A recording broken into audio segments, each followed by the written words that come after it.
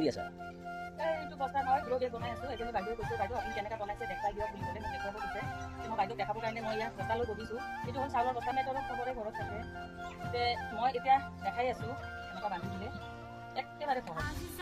মানে এইটো অনলাইনৰ পৰা মাগাইছোঁ, মই অনলাইনৰ পৰা মাগাব নালাগে, বনাব জানিলে ঘৰতে হৈ যায়।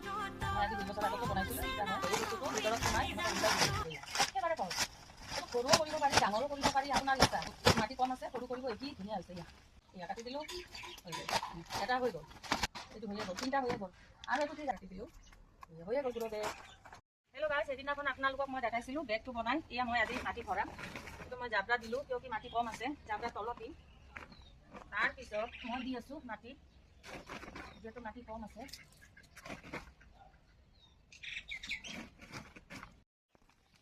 হেল্ল' গাইজ, আপোনালোকক মই কৈছিলোঁ অলপমান কাম আছে বুলি কৈছিলোঁ।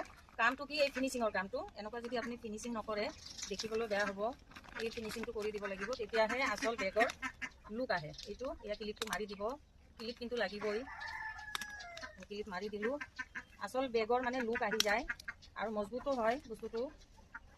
এনেকুৱা মই এটা বনালোঁ, এইটোও বনালোঁ মই। এইটো বাকী আছে, হ'ব মিলাইকে। আৰু দেখিবলৈ ভাল, যাৰ কম মাটি আছে, মাটি নাই, তেওঁলোকৰ কাৰণে হয়তো আমাৰ।